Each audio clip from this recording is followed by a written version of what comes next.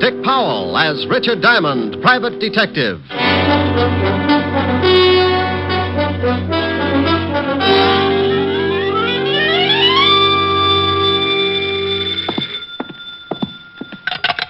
Diamond Detective Agency, a corpse to fit every pocketbook. Rick? Oh, hello, Helen, baby. Let me sit down. Oh. Rick, what's the matter? You sounded like your arches just broke. You got the right idea, baby. Oh, but your geography is cockeyed. Are you really hurt, Rick? Now, believe it or not, I was trampled by a herd of horses. Oh, Rick, you idiot. Now tell me what did happen. Okay, one horse. He ruined me for life. You went horseback riding? Oh, I don't believe it. Yeah, want to see my bull legs? You actually did. Uh-oh. Took a girl to get you to ride a horse. But it was some slinky blonde. No, baby, it was a Palomino. And look, let's get off horses. I've had enough to last me. What's with the early call? Early? Rick, did you just get in? It's after 11. I was dreaming of you, baby. You wouldn't have wanted me to stop just to get into the office. It's probably a whole harem. Helen, you got to stop that peeking. You read the morning papers?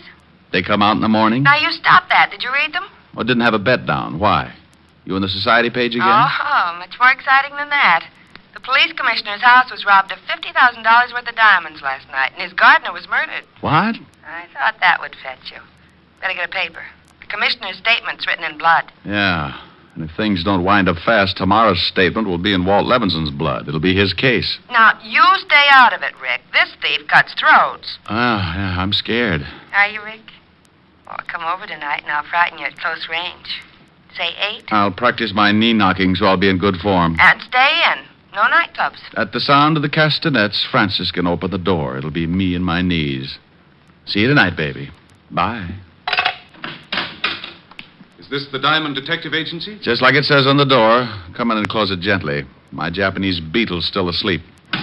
Asleep? He's got a better union. Sit down, Mr. Burton, Phineas Burton. What can I do for you, Mr. Burton? Well, I want to hire you if it's agreeable. Well, for $100 a day in expenses, I'm pretty agreeable. Well, that's fine. I have a package I want you to deliver to a party in Philadelphia. You can get a messenger for $5, or if you're hard up, a carrier pigeon for a handful of popcorn. Why a detective? Well, I'm perfectly capable of judging for myself what I need, Mr. Diamond. Now, here's $300. There will be $200 more for you after you make safe delivery of the package. Why? Well, why? 3-letter word meaning why you want to pay me for 5 days when the trip to Philly and back can be done in a few hours. Oh, Mr. Diamond, I simply want you to drop everything else and take this job immediately. And that is my reason for the added payment. Oh, all right. I'll take your money. Just as soon as you tell me what's in the package, who it goes to, and why it's so important that I take it personally. I can't tell you that. Okay, it's your problem. Now, where did I leave my soap chips? Do you have to know? Of course. How can I do any washing without soap? I mean about this package. Oh, no. I can recommend another agency who will do it for $25 and no questions. Oh, very well. Mr. Elliott will meet you at the Philadelphia Station Information Desk at 2 o'clock today. I will wire him your description, and he will make the contact. As for the package, it contains some very valuable papers, which Mr. Elliott is afraid his wife will try to intercept. I see. He commissioned me to find the best man I could to bring the package to him. Oh, you must have read my ad. You'll have to leave immediately. Mr. Elliott is very anxious to get the package. You call me at the Astor when you return, and I'll send over the rest of the money. Good day. It may be at that. What? Forget it. Burton left the package on my desk with the money. He was a thin guy, had a funny pot that made him look as if he'd swallowed a basketball. He pushed it out the door and waddled after it. When a guy insists on throwing money in my lap, I get suspicious. And when I remembered the robbery of the night before, I got that lousy feeling again. Now, paragraph 4, section B, rule A of the Detective's Code of Ethics says, quote, upon receiving money to deliver package, detective must never open same. It is unethical. Yeah, who's ethical? Well, surprise. No wonder basketball had been nervous. At the bottom of the box were 5 pretty little diamonds. About 10 grand worth of a guess. Of course, it may have been that Burton thought diamonds should belong to Diamond, but my bet was on a frame-up. A frame that cost the real heisters 10 grand out of 50. It was aimed to get them a nice picture to fit the frame. Me. Yeah? Is this Mr. Diamond? Oh, hello, Burton. Something on your mind? Oh, I happened to be in a store across the street, and I noticed you hadn't left yet. You will leave right away, won't you? Just as soon as I arrange things, Phineas. Remember, it takes an hour and a half to get to Philadelphia. I don't want you to be late. I'll bet you don't. It was just to make sure. You understand. Oh, yes. I understand. You can dribble your basketball home now. I beg your pardon. Skip it. Bye. Burton's call ended nearly all doubts. I was being framed all right, and the trap required my leaving for Penn Station right away. I dropped the diamonds into what was left of a quart of milk I had for lunch the day before, put the bottle on the floor by the wastebasket. Then I took the package, rewrapped it, and went out to hail a cab. I made one stop at a toy shop, then headed for Penn Station. As I entered, I saw a pair of familiar figures. Rick. Okay, what's the gag? I got the tip, but even you wouldn't joke about this case. Now, Walt, I might joke about mass murder, but never about the commissioner being robbed. Is he making speeches yet? Yeah, that's okay, Shamus. This is one time when you're one diamond too many. Why, Otis, you're becoming a wit. Why not? You're halfway there. Oh, Lieutenant, he's picking on me again. You deserve it, Otis. Now shut up. Rick, I know the tip was phony, but the commissioner was there when it came in. I had to act on it. Tip? Well, don't be smug. I've got one, too. A fifth at Hialeah. Now, don't start that. It was a tip that you were taking the commissioner's diamonds out of town. Oh, now, Walt. And don't now Walt me. I said I knew the tip was phony, but with the commissioner taking scouts all down the line, I didn't want to... No. Don't apologize, Walt. I know. Come on, Sergeant. Show me a good frisk, and I'll recommend you to all my criminal friends. Oh. Yeah, he's clean, Lieutenant. Now, Rick, let's see that package, and then you can go. This? Oh, no, I can't. It's secret. Don't play games, Rick, please. Oh, all right, but it's going to spoil my surprise. Well, okay. Give me your word it's got nothing to do with this case, and I won't bother to open it. No, I'm hurt. I absolutely insist that you open the package right now. But, Rick, you know I trust you. Lieutenant Levinson, do your duty. My purity must not be suspicioned. Oh, anything to get this over with. You were, What? It's only a pair of dolls. You were expecting maybe my gallstones? Oh, dolls. The Shamus plays with dolls. Better read the tag, Otis, before your ears get any longer and they draft you for a mule team. Tag? Sure. But what? To my beloved Otis from his Ricky. Oh. Rick. Now, don't be a grouch, Walt. The other one's for you. For me? Oh, no. I'm sorry, Walt. I couldn't resist it. Anyhow, you spoiled my surprise to Otis. It was our anniversary. What? Our anniversary? We ain't even related. Oh, you don't remember. Oh, Otis. Lieutenant, can I go back to traffic? I can't stand much more. Oh, shut up, Otis.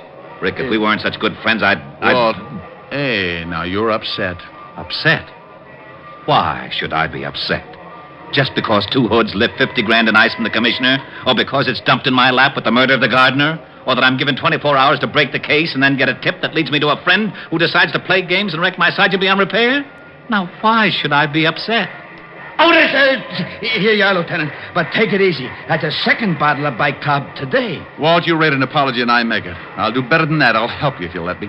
Well, I can sure use your help, Rick. I haven't got a single lead. You want to look at the corpse first? May as well. Has he got a record? No. And the commissioner swears he was honest. Probably stumbled onto the thieves and they had to put him away. How about the rest of the servants? They were all out. Commissioner and his wife were at a party. They'd given the entire staff the night off, but I guess perhaps the gardener returned a little early. Yeah, well, let's go down and take a look at him. I've got a personal interest that makes me want to crack this case. Client? Call him an ex-client. I'll explain him later. Come on.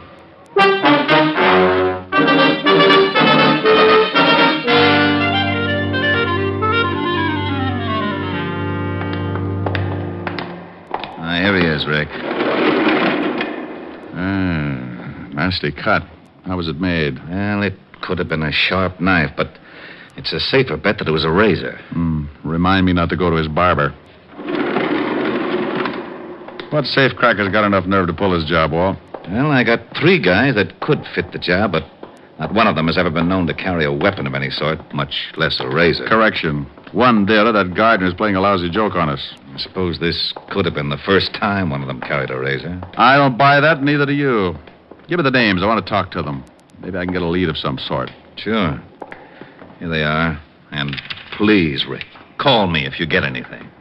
If I can find a nickel. Bye.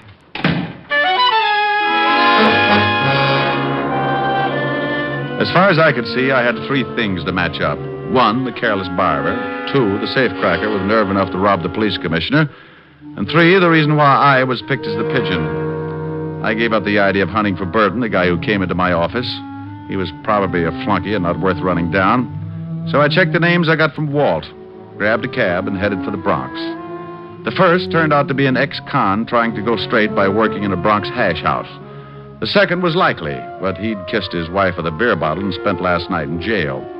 At the third address, down in Greenwich Village, I met a landlady with gin-loaded tonsils and a cute mustache. She tipped me that my third prospect, Vincent Mayer, might be playing pinochle at Pietro's, which turned out to be a cafe with a 30-foot bar, 3 tables, and a back room. Hey, barkeep. Yeah. What'd it be, Fred? Milk, no chaser. Milk? Who makes it? Oh, you mean like from cows? Never carried the stuff. Where can I find Vincent Mayer? Why don't you ask me, handsome? Wow. Hello, baby. Now, do I look like a baby? No. My name's Jean. What do they call you? Take your pick. Call me Rick. Hey, you talk funny. But you're awful nice. Too nice to be hunting for Vince Mayer. He's a bad boy, Rick. Yeah. Well, I'm trying to be a hero. Where is he? In the back room. There. The guy with the light hair. But be careful. Thanks, baby. I'll buy you a palace. You're gonna give me for 80 mil, Joe, 20 clubs, 20 spades, and 40 pinochle. What? No diamonds? Hey. Well, look who's here. What do you want, Shamus? Vince the Iceman, isn't it? Well, now, let's see. Sing Sing, class of 38. Where's your school tie, Vince? The name is Mr. Mayer to you, Diamond, and privates are not welcome here. It's a closed game. Yeah. Move on. Give me a reason. You want to play dead? Oh, come on, Vince. You're not going to get upset just because I think you robbed the commissioner? You did, didn't you? I told my story to the cops. I'll bet. But you didn't answer my question. And here's another. Who's your barber? You're asking for it, Diamond. I was brought up right. Now, let's get off this cat and mouse kick. I want some answers, Vince. Do you? That's right, Junior, I do. All right. Call him, Joe. Hey, what? All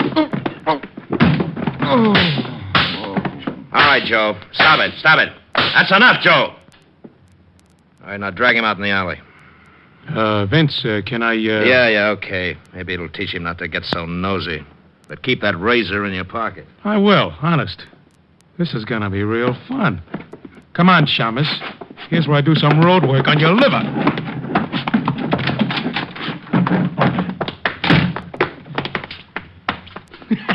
Here, Mr. Diamond. I only wish my brother could see you. When I came to, I was curled up around a round metal object I couldn't see, and I felt as if I was smothered in a mountain of cotton, and getting out of it was like trying to shovel sand with a pitchfork. I finally managed to move and wished I hadn't, for a company of Bengal Lancers began target practice on my side. So I quit trying and lay still for a long moment. Then a voice came fizzing through the cotton at me. Hey, mister, are you alive? Now, if I'm not, you're an angel, and this is a harp. Well, I'm sure no angel. And that's the garbage can. So I guess you're not dead. Matter for debate, Jeannie. Oh, help me up, will you? Sure. Here. Can you stand? Practically anything after this. Ooh. Hey, you're hurt pretty bad. Come on, lean on me. My place isn't far. I'll take you there so you can lie down. Best offer I've had today. Lead on, Angel.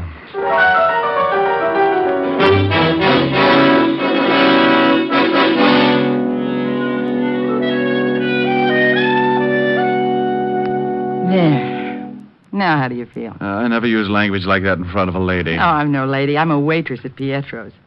I heard the noise in the back room. When you didn't come out, I took a look. Ooh. Gee, does your head hurt, baby? Like all my relatives who are inside digging for gold. With luck, I can open my eyes and they won't fall out. You know, we might have had a lot of fun together if you weren't all banged up like this. I'll take that remark up with you later, honey. I'm not usually the kind of guy who runs out on pretty girls, but I only wanted to get my hands on the gonif who tried to kick my brains out. So I took Jean's number, filed it under, for later investigation, and stumbled out into the street. My head was clearing, but it was as slow about it as a dummy doing a striptease. Maybe that's why I didn't notice when I came out of the house that I had two guys for company. Hello, Diamond. Huh? When Pietro told me Jane had run out, I thought I might find you here. She always goes for guys like you. Well, she has taste. I'm glad you came around. I have a few things I want to discuss with you and Joe here. Hold it, Chalmers, or I'll show you how easy it is to get rid of your troubles. No, that's a pretty little gun. Aren't you stepping out of character, Vince? You're supposed to be a smart one. You're getting on my nerves. Yeah? Well, put the gun away and I'll quiet you down a little. You want me to mess him up again, Vince? And what's with you? Come to do your job over again? I may at that. Yeah? Well, you got 32 teeth, sonny. Want to try for none? Why, you... I got some questions I'd still like to have answered. Why was I picked as pigeon? Why me? You're getting a little too smart, Diamond. Now, listen. I know you got wise to Burton, so it figures that you still got the package.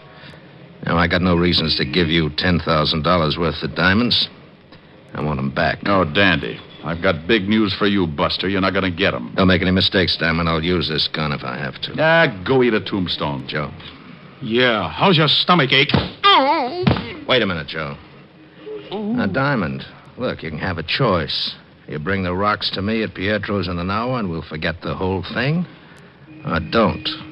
And I'll send Joe with a few friends to call on you. And for the last time. For a few sick minutes, I leaned against the wall, wondering if I wanted to live. One thing I was certain of was that Vince Mayer was never going to get those diamonds back. Or was he? An idea began to percolate in my head to the tune of an old rhyme about a goose and a gander. And I got inspired enough to sit up and forget my aching ribs. When it simmered into a full-scale boil, I grabbed a cab, went back to my office, and got the diamonds out of the milk bottle where I'd hidden them. Then I headed for the village fast. I was soon banging on a door there like a drummer playing Bob.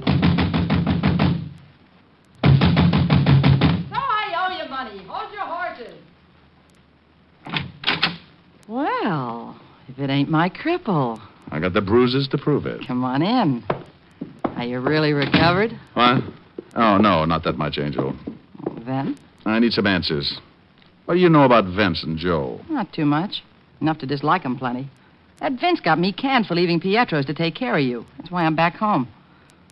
I know he's a smoothie, and I think he's a big-time jewel thief. Now, that much I know. How about Joe, the dog-faced boy? Him, he's just a punk. I think his real name is Fanchi or Franchetti or some such thing. Franchetti? Yeah. I don't know why, but they call him Joe the Barber. Oh, Joe the Barber. Yeah. Isn't that silly? If he cuts hair, it isn't. But I'll lay 8-1 this guy works on throats. Thanks, Angel. You've tied up my 3 points. What are you talking about? Your friend Vince Mayer lifted 50 grand in ice from the police commissioner last night, and his accomplice, Joe, gave the gardener a shave. You mean murder? On the button. The gardener's throat was sliced from life to death. And now, baby, look. How would you like to earn $100? Sure. Is it legal? Well, no. I'll take it.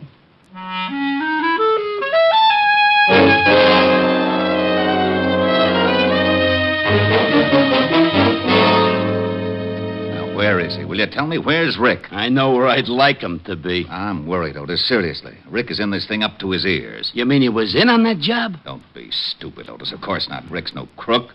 But he's mixed up in this case some way, and I'm worried. He should have called me by now. Gee, hope he hasn't tangled with that razor guy. I thought you hated Rick. Oh, you know I was just talking. I know. What a mess. Rick in danger, and I can't find him. The commissioner's spouting lava all over the city hall.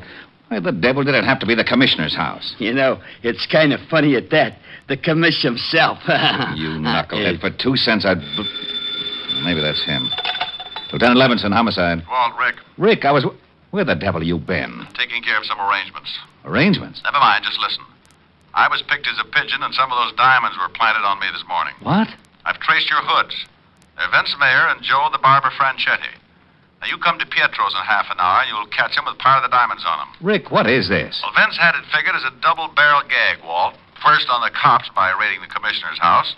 Second, by dumping a few of the rocks in my lap and tipping the police so I'd take the rap. But why you, Rick? Well, Joe's name, Franchetti. You remember, I sent his brother Tony to Sing Sing a few years back. Oh. I knew he had a brother, but until now, Joe stayed out of Manhattan. I get it.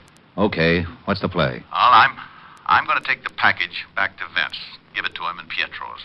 The girlfriend will be raising so much fuss no one will notice me. Then as Vince and Joe leave, you nail him with the diamonds. And no alibi for having him. Right. You said half an hour? In front of Pietro's.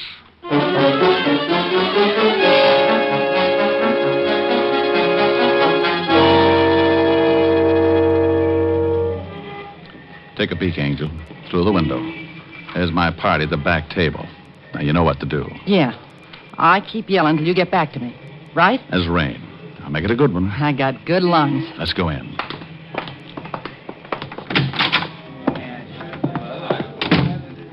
Okay, over to the bar. Luck, Rick. There he is now, Joe. I told you he'd show up. Hello, Diamond. You got something for me? That's right, Vince. Okay, let's have it. Hey, what's going on over there? Stop, stupid dame. Yeah, do you want the package or not? Oh, yeah, give it to me. Come on, Joe. Let's scram out of here before that dame brings her cops. Yeah.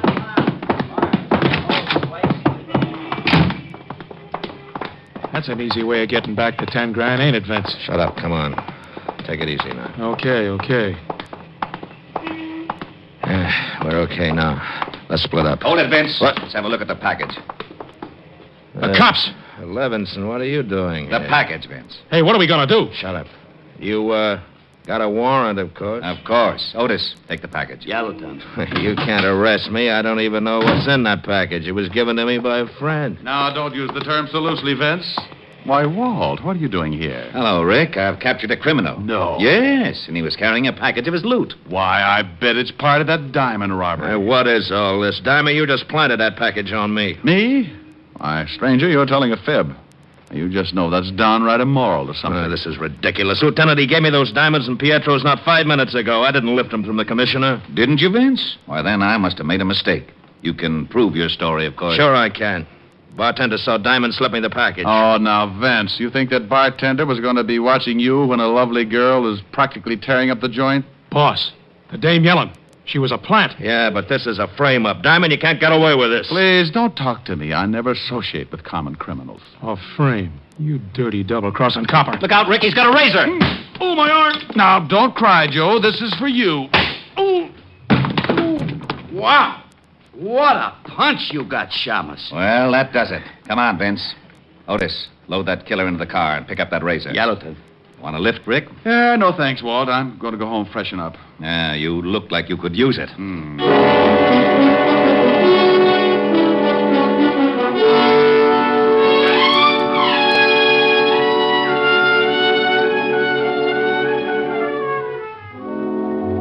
I left Walt and headed for my apartment, where I grabbed a stomach full of vitamins and planted myself under the hot shower.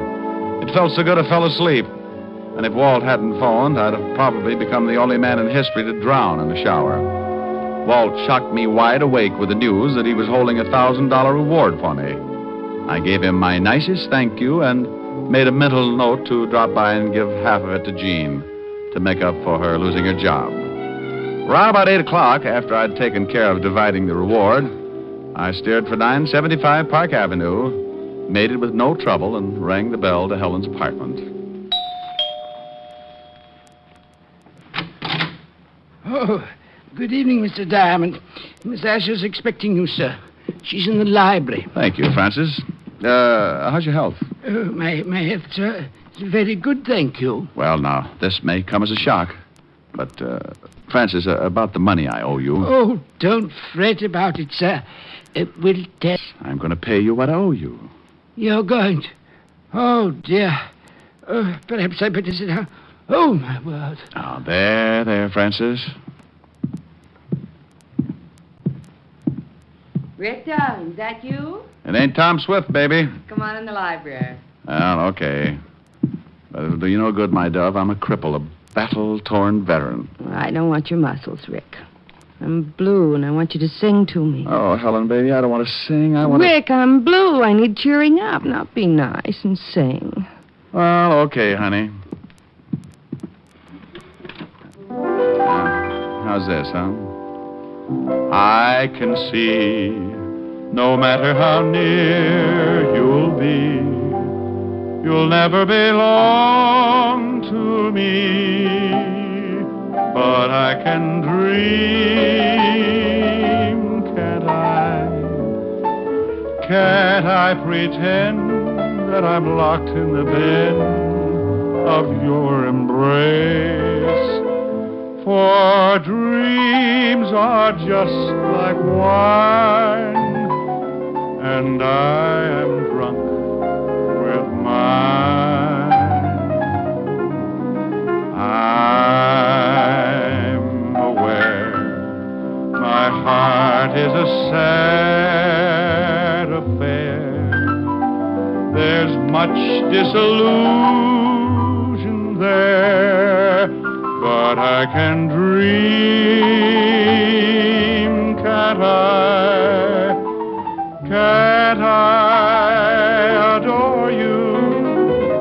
Although we are oceans apart, I can't make you open your heart, but I can dream, can't I? Oh, there. Still feeling blue, baby? Oh, Ricky, come here. Here I am. Oh, now I'm contented. You in my arms, my bills paid off, and my bills... Oh, for Pete's sake, I forgot Francis. Francis? Rick, what are you talking about? Come with me, I'll show you. Now, there he is. Francis, you all right? Oh, yes, sir.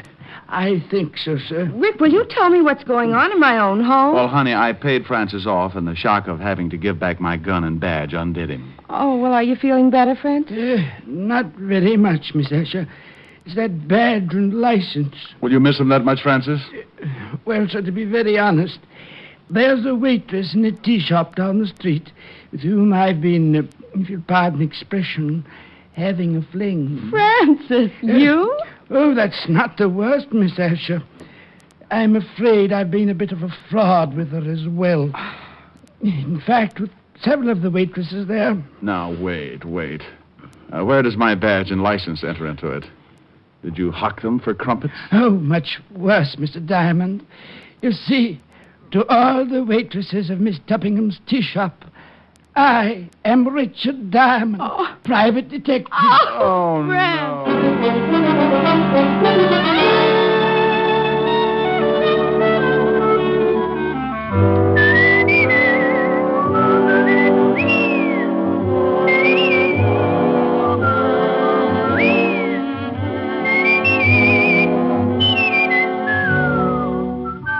You have just heard Richard Diamond, Private Detective, starring Dick Powell. Helen was played by Virginia Gregg, Gene Tatum, William Conrad, Tal Avery, and Bob Carroll. Music was under the direction of Frank Worth. Tonight's story was written by Herb Purdom and edited and directed by Blake Edwards. See the Richard Diamond picture story in the December issue of Movie Stars Parade. Dick Powell soon will be seen in the screen version of the best-selling novel, Mrs. Mike. Now, this is Eddie King inviting you to be with us again at the same time next week when we will again bring you Dick Powell as Richard Diamond, Private Detective.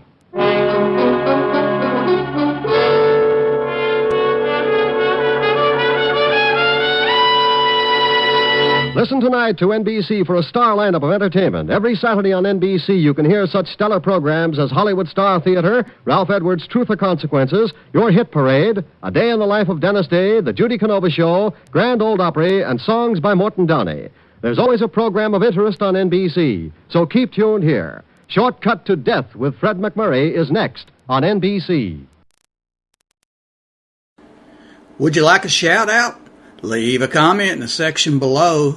Tell me who you want to shout out to, who you want to shout out from, and we'll get it up here for you. Hey, we want to say thanks for tuning in. Please like and subscribe so you don't miss any. You got a lot more of these up there. Go check them out under the playlist. Leave us a comment. Tell us what you want to see, what you think, and we'll see you next time.